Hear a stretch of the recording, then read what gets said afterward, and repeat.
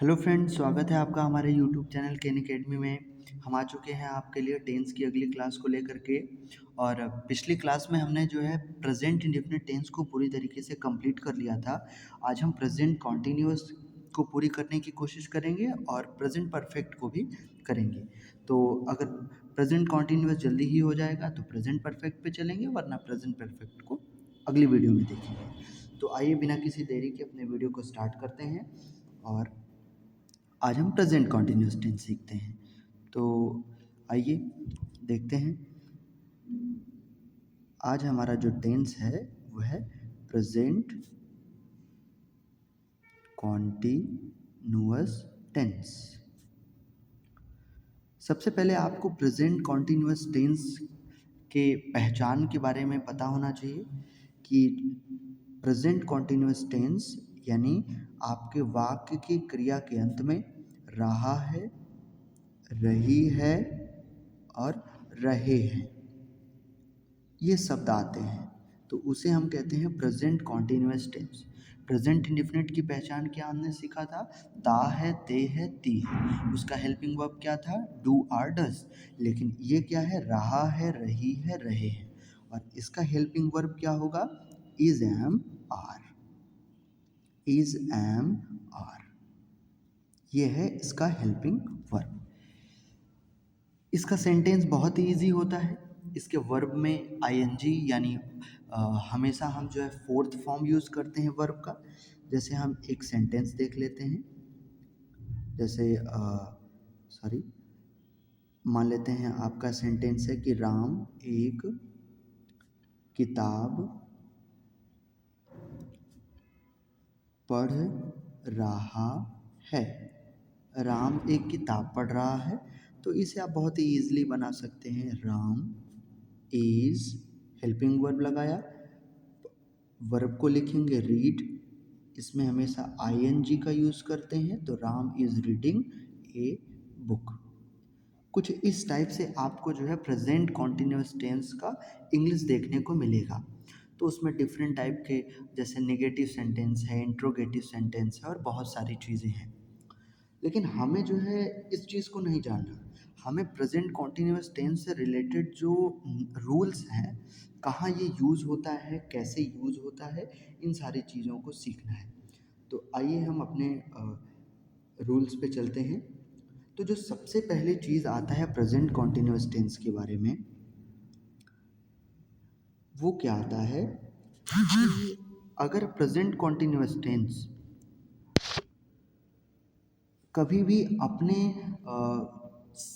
Sentence में tomorrow या ऐसा कोई वर्ड्स लेकर के आए जो फ्यूचर को डिनोट करे। जैसे जैसे मान लेते हैं कि आप कह दें आई एम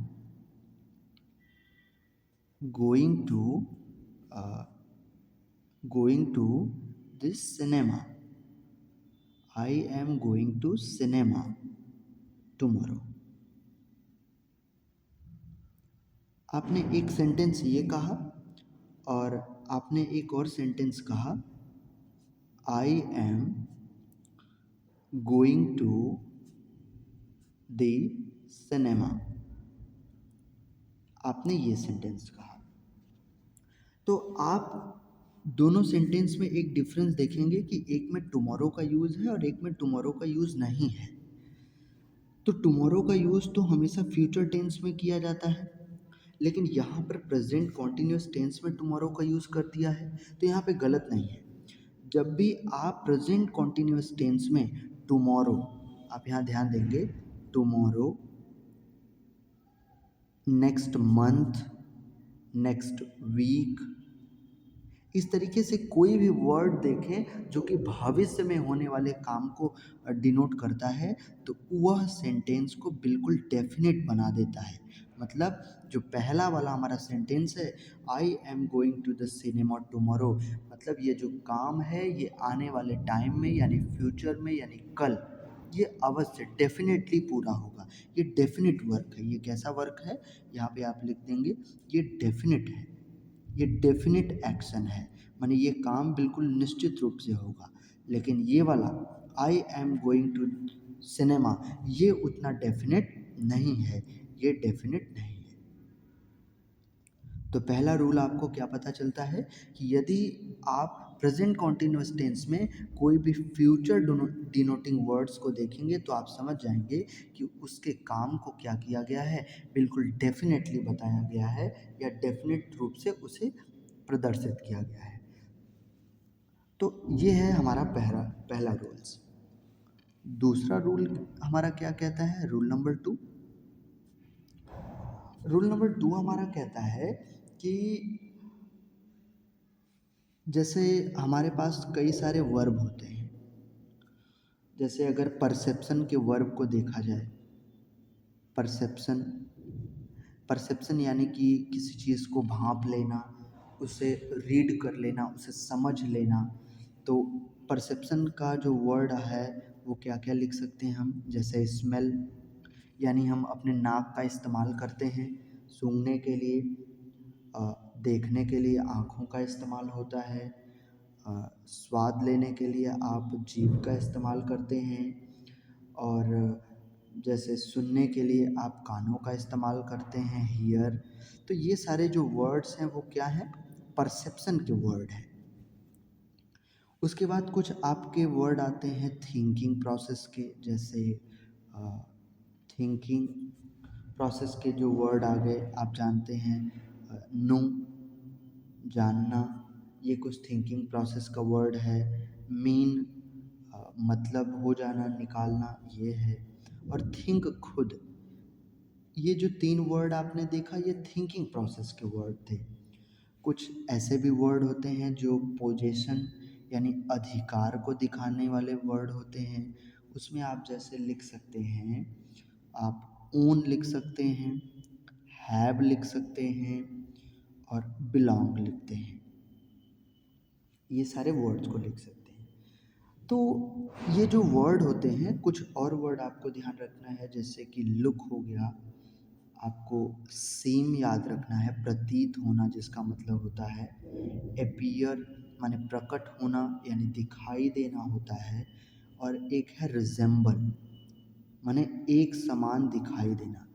तो ये परसेप्शन के वर्ड, थिंकिंग के वर्ड, पोजीशन के वर्ड और ये चारों वर्ड, इन सारे वर्ड का यूज़ कभी भी हम जो है प्रेजेंट कॉन्टिन्यूअस टेंस में नहीं करते हैं, क्योंकि ये सारे वर्ड जो है कैसे वर्ड होते हैं आप ये ध्यान रखेंगे, ये सारी चीज़ें जो है वो स्टैटिक वर्ब जिसे कहा जाता है नॉन प्रोग्रेसिव वर्ब। आप ध्यान देंगे, non progressive non progressive verb, इन सभी को स्टैटिक वर्ब कहा जाता है, sorry stative STATIVE stative verb कहा जाता है, या इसे हम कहते हैं नॉन प्रोग्रेसिव वर्ब। इन सारे वर्ब का यूज़ हम कभी भी कॉन्टिन्यूअस में नहीं करते। जैसे अब मैं आपको एक एग्जांपल देके समझाता हूँ नेक्स्ट पेज पर। जैसे मान लेते हैं कि आपके पास एक सेंटेंस आपने ले लिया कि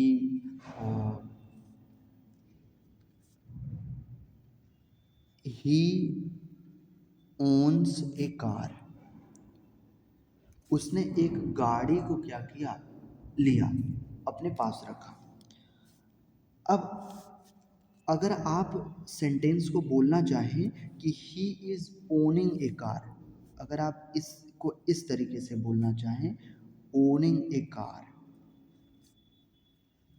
तो इस वाले को गलत माना जाएगा, इस वाले को सही माना जाएगा, क्योंकि ये है स्टैटिव वर्ब, ये है नॉन प्रोग्रेसिव वर्ब। इसका यूज़ कभी भी कॉन्टिन्यूअस में नहीं कर सकते। हम जब चीज़ों को बोलेंगे तो उसका हिंदी में मीनिंग कॉन्टिन्यूअस में ही आएगा। जैसे आपने कह दिया कि मैं समझ रहा हूँ, तो आप अगर ये कह दिए कि आई एम अंडरस्टैंडिंग, तो आप वहीं पर गलत बोल दिए। हिंदी में प्रेजेंट कॉन्टिन्यूअस टेंस की पहचान आ रही है कि समझ रहा हूँ, लेकिन आपको उसे जो है आई एम अंडरस्टैंडिंग नहीं करना है, आप बोलेंगे आई अंडरस्टैंड। जब आप अंडरस्टैंड कहेंगे तब जा कर के वो चीज़ समझ ठीक होगा, क्योंकि ये थिंकिंग प्रोसेस का वर्ब है और वो स्टेटिव वर्ब है। तो जितने भी स्टेटिव वर्ब को आपने ध्यान दिया, उन सारे स्टेटिव वर्ब में किसी भी वर्ब का यूज़ जो है आप कॉन्टिन्यूअस में नहीं कर सकते।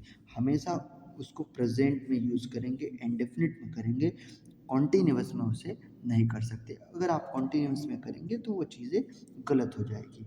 तो ये आपको ध्यान रखना है। अब हम चलते हैं आगे की तरफ, और आगे की तरफ चलते हैं, अगला देखते हैं। अब हमें स्टेटिव और थोड़ा सा प्रोग्रेसिव के बीच अंतर समझना है। आप कभी कभी एग्जाम्पल को देखते हैं कि आप, जैसे आपने अभी पढ़ा कि स्मेल, स्मेल यानी सुगंध लेना। अब स्मेल एक ऐसा वर्ब है जो एक सेंस ऑर्गन से रिलेटेड वर्ब है। एक हमारा एक ऐसा वर्ब है कि जो स्टेटिव वर्ब होता है, जो नॉन प्रोग्रेसिव होता है। लेकिन कभी कभी इन सारे वर्ब का यूज़ प्रोग्रेसिव रूप में होता है। जैसे कि यहाँ पर हम थोड़ा सा देखेंगे, यहाँ पर हमने एक लाइन खींच लिया, हम इधर लिख लेंगे स्टेटिव, इधर हम लिख लेंगे प्रोग्रेसिव। स्टेटिव में हम लिखेंगे द रोज स्मेल्स स्वीट। तो हम बिल्कुल सही लिखे, स्मेल माने होता है सुगंध लेना। स्मेल एक स्टेटिव वर्ब है, नॉन प्रोग्रेसिव है, हमने इसको प्रेजेंट इंडेफिनिट में यूज़ किया, तो ये सेंटेंस बिल्कुल राइट। अब हम इसको अगर इस तरीके से लिख लें कि she is smelling a black rose, वह एक काले गुलाब का सुगंध ले रही है। तो आप कहेंगे कि स्मेलिंग नहीं होना चाहिए, क्योंकि आपने अभी कहा कि स्टेटिव वर्ब है, कॉन्टिन्यूअस में नहीं कर सकते। लेकिन आप यहाँ पर देखिए कि ये प्रोग्रेसिव बना दिया गया है। She is smelling a black rose, एक लड़की है, एक व्यक्ति है जो काले गुलाब का महक ले रहा है। वह इस वर्ब को, ये नॉन प्रोग्रेसिव था, स्टैटिक वर्ब था, लेकिन यहाँ पर इस एक्टिविटी को करके इसने इसे प्रोग्रेसिव बना दिया, और इस कंडीशन में ये स्पेलिंग क्या हो जाएगा, सही हो जाएगा। तो आपको कभी कभी ध्यान देना है कि स्टेटिव या नॉन प्रोग्रेसिव वर्ब को लोग प्रोग्रेसिव कर देते हैं और प्रोग्रेसिव करके उसे कॉन्टिन्यूस में यूज़ कर देते हैं, तो उस कंडीशन में सही होता है। ठीक है, जैसे आप कह सकते हैं आई लव माई सिस्टर, मैं अपनी बहन से प्यार करता हूँ। बिल्कुल सही है, लव सेंस ऑर्गन से रिलेटेड वर्ब है, स्टेटिव वर्ब है, और ये सही है। लेकिन आपने अगर ये कह दिया कि loving she is loving her daughter, वह अपने पुत्री से प्यार कर रही है, तो वो प्रोग्रेसिव है, यानी वो काम हो रहा है, तो इस कंडीशन में लविंग भी सही है, कोई दिक्कत नहीं, इसमें कोई गड़बड़ी नहीं है। ठीक, तो ऐसे आपको थोड़ा सा केसेस याद रखना है कि स्टेटिव और प्रोग्रेसिव, और इस तरीके से आपको ये रूल और फर्स्ट वाला याद रखना है। प्रेजेंट कॉन्टिन्यूअस में यही दो इम्पोर्टेंट रूल्स हैं हमारे। तो प्रेजेंट कॉन्टिन्यूअस आज हमारा पूरा हो गया। कल हम प्रेजेंट परफेक्ट को करेंगे और प्रेजेंट परफेक्ट कॉन्टिन्यूअस को करेंगे। तो आज के लिए इतना ही रखते हैं। Thanks for watching this video.